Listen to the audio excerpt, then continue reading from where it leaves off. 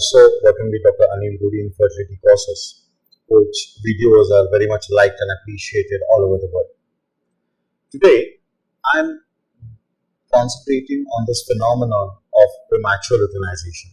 This whole presentation is on that single thing, is premature luteinization. We try and understand and go through a few papers which have been published in this regard in the recent past. Since the time we have been noticing that follicular phase progesterone rise is there and is associated with lower pregnancy rates, especially in fresh embryo transfers.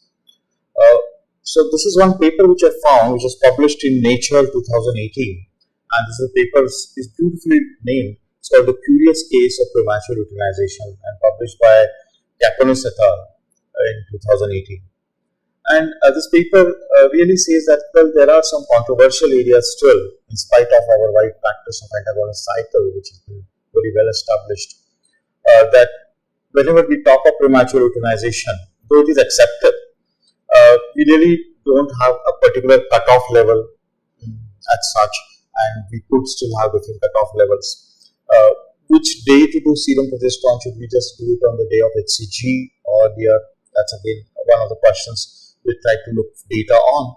And whether the premature luteinization affects the embryo or implantation, that's another part of the data papers they churned in. And to their surprise, as the slide is showing, there are various names which have been given to this phenomenon of premature luteinization. To go through a few, elevated luteinized origin of progesterone, elevated non-luteinized origin of progesterone, elevated progesterone on triggering, the various nomenclature is there. And they are suggesting that rather than saying premature luteinization, we can go to a terminology which is called follicular phase progesterone rise, and that would be more apt in terminology to describe this phenomenon of premature luteinization. Now, I think we all come across premature luteinization very much commonly, and if we go through our IVF protocols, we will realize that about 20 to 24% of your IVF protocols will have premature luteinization, and to avoid that, you will be using a GnRH antagonist injection, or formally we will be using a long protocol of GnRH agonist, so that we should get a good herd of follicles developing, and we should be able to give a voluntary trigger so as to cause maturation and rupture of all those follicles. Physiologically, what is the hypothesis that there is why this follicular phase progesterone rise occurs? And the different mechanisms which have been suggested, which is like one of them is definitely an increased amount of progesterone secreted by a herd of follicles which are developing. So cumulatively, the amount of progesterone goes up in the follicular phase. There could be that some women have a decreased sensitivity to LH. So whatever small amount of LH is there, that is giving rise to enough progesterone rise which is exhibited in the blood. There could be some hindrance to the metabolism of progesterone getting converted into androstenedione, and hence the progesterone keeps accumulating in these women. And there is a very different mechanism which has been described, and that's about related to adrenal glands and not to the ovarian apparatus at all.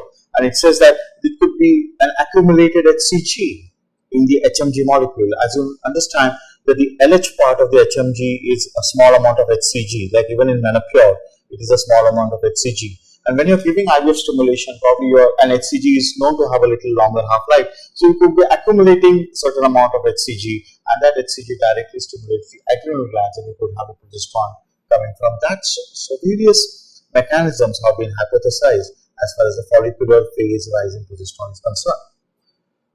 When it comes to a comparison between the agonist and antagonist cycle, again there is a bit of confusion because the science is guiding in different ways to us. A study by Lambach et al. In Human Reproduction Update, as it's shown in the slide, that they said that it is the antagonist cycle which has more amount of premature luteinization compared to the agonist cycle. Probably in the agonist cycle, you are starting it prior to the stimulation, and you are really increasing the pituitary ovarian axis very well. You confirm on day 2 of the menses that you have achieved a near zero level from the pituitary ovarian axis, and I typically like to refer it as, when you use agonist, you are causing reproductive endocrine specific or gonadotrophin specific hypophyseectomy. You confirm it that your LH is going less than 5, and you do an E2 level, which should be less than 50 picograms.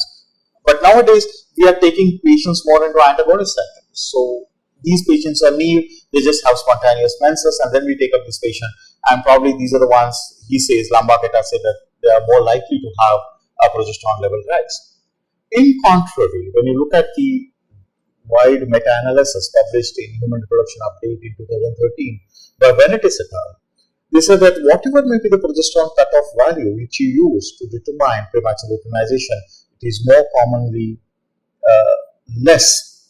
The progesterone value is less in the antagonist cycles compared to the agonist cycle. And one of the hypotheses they say that in agonist cycle, you have a better herd of follicles because it's a uniform herd of follicles, and the follicles could grow at a faster rate. And with a larger herd of follicles growing and follicles growing at a faster rate, they do tend to maintain a little higher progesterone, which is cumulative secretion of all the follicular apparatus together. So the science does talk on either side of the story. Some papers talking of the GnRH agonist cycle associated with a higher progesterone level, while the other one talking about the antagonist one. One of the common theories which has been very well accepted by all of us, and well, definitely we do endorse it, is that the LH containing gonadotrophins like HMG preparations will have a less follicular phase progesterone rise compared to a recombinant FSH preparation. So is it really related to that FSH and LH molecule itself? But let's go through the studies. Again, when it is in 2013 in Human Reproduction Update, in the same systematic review said, he did not notice a difference in the RFSH and HMG use and the follicular phase progesterone rise. I think he said, well, it doesn't make much of a difference. And they said that the follicular phase progesterone rise more depends upon the intensity of stimulation. So, your higher the stimulation, higher is the chance. And the speed of recruitment and growth. And this is typically seen in women with polycystic ovary, the women who are good responders. When you give a certain dose of gonadotrophins, and many times in IVF, we tend to use a 225 or 300 IU, and we would have a large herd getting recruited. And with such large herd getting recruited, obviously cumulative rise of progesterone would be there. And in MERIT trial, a higher ovarian response patients in MERIT trial did have, a few of them did have echogenic endometrium, which was a sign of rising progesterone. So they said that whenever there is a high responder, your chance of progesterone rise is higher. The different mechanisms which they explain it is, the FSH basically acts on the granulosa cell to produce the steroids, and progesterone is one of the end products. So the moment you keep giving FSH, definitely the end product has to be there and it will keep accumulating. But it is the LH which is going to convert this progesterone into androgens. And so this follicular phase progesterone rise is more of a FSH phenomenon.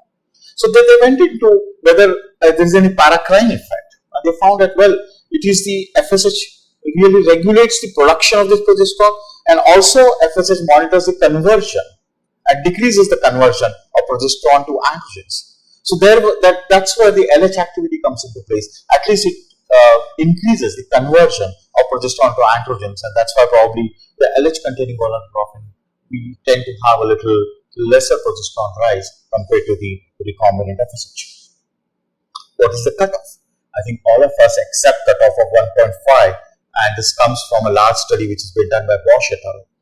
And also, not only that, whenever there is a endometrial gene study which is with a cutoff of 1.5 nanograms, and this has been published by Fatemi et al. In IVM Online in 2011, and they said that beyond 1.5, 140 gene expression changed, and probably that's why all of us really accept it. Well, it makes a difference at the expression of the endometrial receptivity, gene expression, and hence the endometrial receptivity, and hence we all accept as 1.5 as our gold standard. And there is also one study published by Liu who did an endometrial biopsy about 6 days following an HCG trigger, and they found in this endometrial biopsy the uterine NK cell activity was increased. So again, telling you that follicular phase progesterone rise is detrimental to the endometrial receptivity. And these two, gene expression and the studies of the uterine natural killer cells, really gave us a biological proof of the follicular phase progesterone rise affecting the endometrium, and all of us accepted that 1.5 level. Griesinger et al. In 2013 published a nice study about this follicular phase progesterone rise in higher responder patients. And they said, in the higher responder patient, you need to have a level of 1.9 to 3 of nanograms and not 1.5 to have that detrimental effect on the implantation. And it is basically because these high responder patients will have a high amount of estrogen level. With a sudden rise in such high amount of estrogen level, that will cause a little advancement of an endometrium.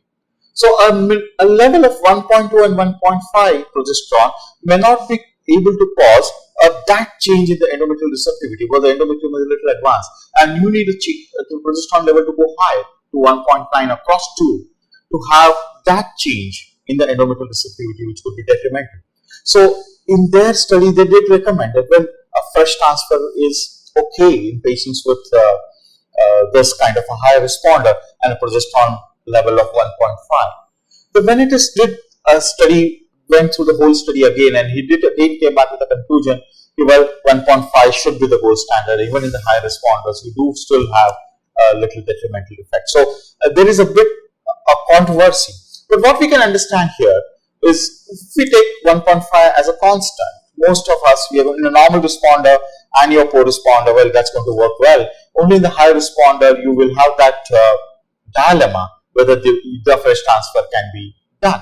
But I think a lot of us in high responder are giving GnRH agonist trigger, isn't it, nowadays? So even that question is good. So the single study in today may not hold true with our clinical practice because we are gone to a luteinization trigger. With GnRH agonist trigger, obviously your fresh transfers go away and you'll end up giving freezing all policies. But not everybody has dependent on the cutoff of a progesterone level. There have been studies which are talking about the progesterone estrogen ratio, and Lee et al. Published, and they said that if the progesterone to estrogen ratio on the day of HCG is less than 0.25, then that is bad for the pregnancies too. Live birth rate comes down and probably you need to change your policy and go for freezing therapies. And Aflatunian et al. They published, they did the progesterone level to the metaphase 2 oocytes. And they said that if the ratio is less than 0.32, it is good to have live birth rate. So I think various authors have weighed their situations in trying to diagnose a relationship between the pregnancies and the follicular phase rise in progesterone. Then comes, how should you test your progesterone levels? And we do test on cumulative methods which we are using, or mass spectrometry could be another method which people are using. But we should all remember that all the methods of progesterone determination, the laboratory standards, have been established to detect ovulation. And when we detect ovulation, the levels are generally beyond 3. So level could be 11, 15, 20. Now, so they are designed to pick up that range. And here you are trying to pick up a difference between 0.8 and 1 and 1.2 and 1.5. And the assay has to be very perfect. So your assay has to be quality tested again and again. That's one thing. And in poor responders, you are giving prolonged DHEA supplements. And DHEA supplements, and this DHEA, if there is accumulation, that would be recognized as progesterone by the assays. So the women who are in DHEA, and if their DHEA levels, the serum DHEA level is beyond 5,000, it would be corresponding to 0.33 of the serum progesterone level. And well, even that small difference can change your decision making. But let's go to the depth of the physiological part of it.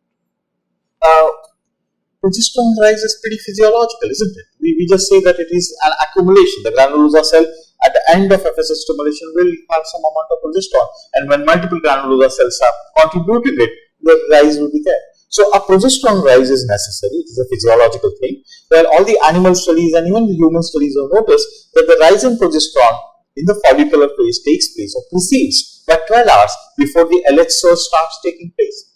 And suppose the follicle is mature and you start giving a lady mifepristone at 40 milligrams a day. This mifepristone, being a progesterone antagonist, will not allow the progesterone to rise, and the LH rise will also not take place. So progesterone antagonist giving pre-ovulatory will not allow ovulation to take place. And again, the studies are saying if the serum progesterone level in the follicular phase is less than 0.5, your live birth rate suffers. So somewhere this progesterone is definitely physiological. So are we picking a physiological progesterone, or this progesterone is just a symptom or a disease which is going to decrease our pregnancy rate? And that's a big question again we are trying to answer. Now, should you again, that we always do one progesterone level. In my practice, I do just one serum progesterone level on the day of HCG trigger. Now, is it just that point level has a great value, or is it just a snapshot of a progesterone rise which has taken place over a period of time in the follicular phase, and that's what is important. And it is said probably if the rise is there in the follicular phase earlier, right, let's say right from day 8 or sometimes little earlier as well, and this cumulative progesterone rise will definitely have a detrimental endometrial effect, giving rise to decrease in the pregnancy rate. Let's go through a few studies which have been published in this regard. And Kodibianakis et al. Measured the baseline progesterone levels at the start of stimulation. They said if it is beyond 1.6 nanogram, the pregnancy rates are low. Tang et al. Measured on day 4 of stimulation. They said if it is beyond 3 nanograms, the pregnancy rates are low. Obviously, these are all fresh embryo transfers. And somebody has done a study wherein they said that serum progesterone, if it is beyond 11.7 nanograms on the day of oocyte pickup, you can have more viable embryos. The number of M2 oocytes will be there, more viable embryos, but then implantation rate and pregnancy rate are less. Not only that, there are higher miscarriages.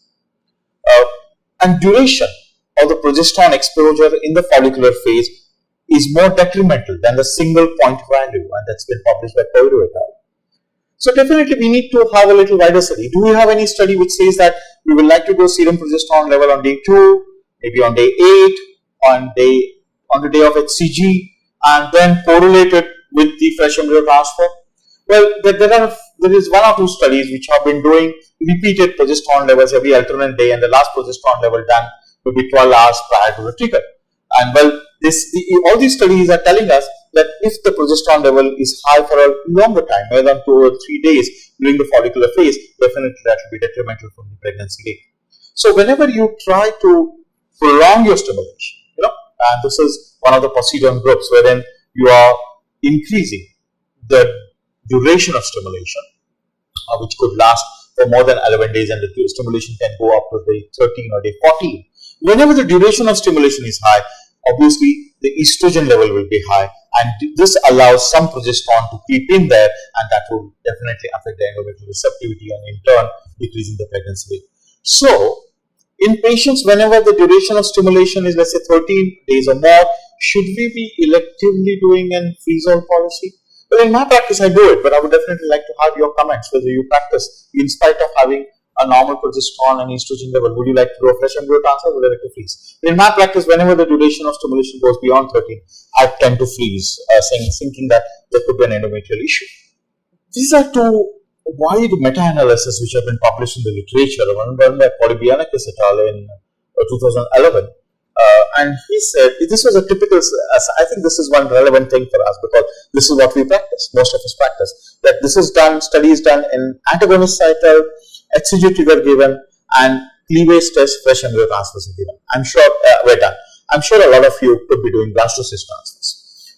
And they said that since it was a cleavage stage transfer, they did say with increase in the progesterone level, the live birth rate was less, the pregnancy rate was less.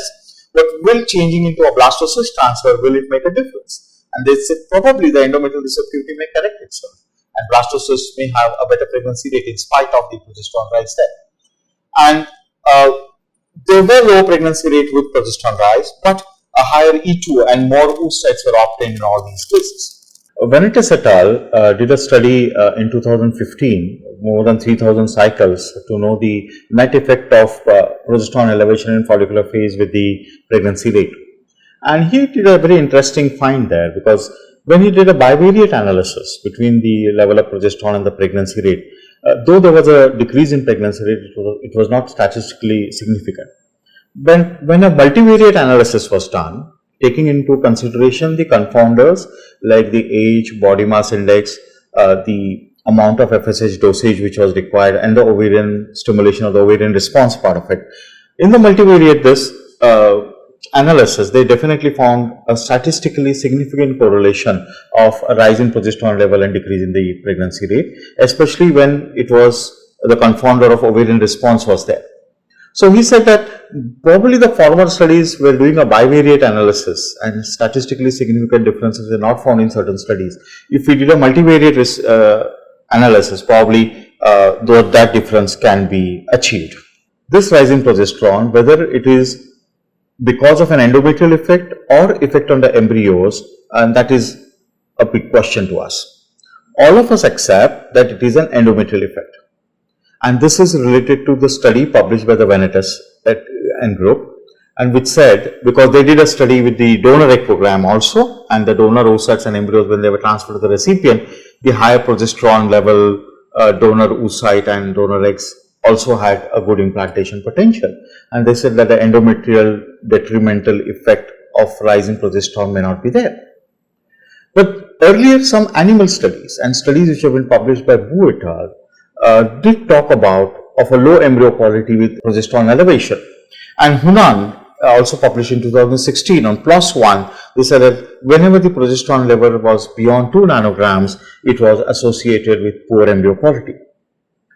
Now, most of the studies, or what we practice, is also like we will notice an elevated progesterone in a typical antagonist cycle. Hence, we freeze the embryos and then we transfer the embryos. And moments we do to a transfer in the first FET cycle, if we get a good pregnancy rate, we said, well, we corrected that and we are cheers to us that we got a good pregnancy rate. So even in the studies, they are compared to the result of the first frozen embryo transfer.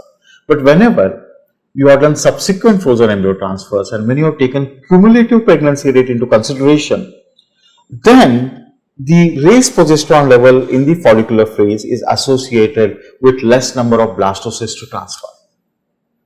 Well, then that reflects that there could be an embryo effect of this. And again, there is one more study which says that in patients of recurrent implantation failure, we have more patients who have raised follicular phase progesterone levels, and hence whether it is an effect on the embryo is again a question of debate there. But again, this is something literature has very sporadic studies on, and we do not have a very conclusive knowledge about this. And a very good study about the level of rise in progesterone and then subsequent cumulative pregnancy rate of repeated frozen embryo transfer will be throw some light whether we could say whether there will be an embryo effect or no.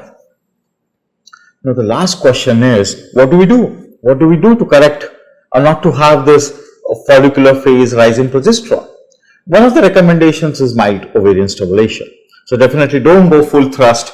Don't try not to exceed 225 IU of your stimulation, and probably you will be doing more right to your women. So most of your clients should go with 150 to 225 IU stimulation. Very few needy ones going for 300 IU stimulation, and beyond 300 none. Use LH whenever you are using an RFSH drug. So in my practice, I do use a combination of Gonal-F and Menopure, or I prefer using only Menopure. In my practice, I don't use only Gonal-F. I'm specifically saying this and purposefully saying that I want to be open to criticism about this. But this is one way of adding an LH to activity so that your progesterone levels don't go up very bad and you don't have that very rise in ovarian stimulation. Whenever you're doing IUI, again this risk is always there, and we are not talking much about this premature luteinization in IUI cycles. But the ovulation induction IUI cycles have reported about 24% associated with premature luteinization. And the published reports of adding an antagonist in IUI cycle, they say that you can give about 2 mature eggs in most of the cycles, and your estrogen levels are beyond 500 picograms. And this situation of having 2 mature eggs beyond 16 millimeter and estrogen beyond 500 picogram is a very ideal situation to have a very high pregnancy rate. So though the antagonist IUI cycles compared to non-antagonist IUI cycles, I have not noticed a statistically significant rise in pregnancy rate. But pregnancy rates are more seen whenever you use antagonist when you have multiple follicle growth, and multiple follicles are very much needed in IUI cycles. I can remember one study here which was done on about 80 patients, 40 in each group. Though the study population is very low, they just noticed one multiple pregnancy in the antagonist use, wherein they noticed more than 2 mature oocytes in most of the cycles. Did they have more cancellation rates? Yes. Whenever you use antagonist, you could have more cancellation of IUI because you could have stimulations with more follicular recruitment. You could have about 4 or 5 eggs, and definitely you're not going to pursue your IUI with the risk of HCG-induced OHSS. Probably we should be looking at letrozole in future stimulation protocols, which could be helping us in decreasing the rise of estrogen and progesterone, which is there. So that is something is again we are looking forward to. Well, doing blastocyst transfer and cleavage transfer is something again which can be used for correction, but there are again studies by Corti and Hoan who are talking that even if we do a blastocyst transfer with follicular phase rise in progesterone, the pregnancy rates are not up to the mark. And so probably all of us accept that freeze-all policy as a gold standard in our practice. Well, thank you so much, and that was my take, rather whatever papers I read through, and that take which I tried in my best language to convey to all of you. And I would request you to go through the literature, and if you have any more literature to shed light on what we have discussed today, you're most welcome to put your messages to the Facebook page of Fertility Courses or to me directly. Thank you so much.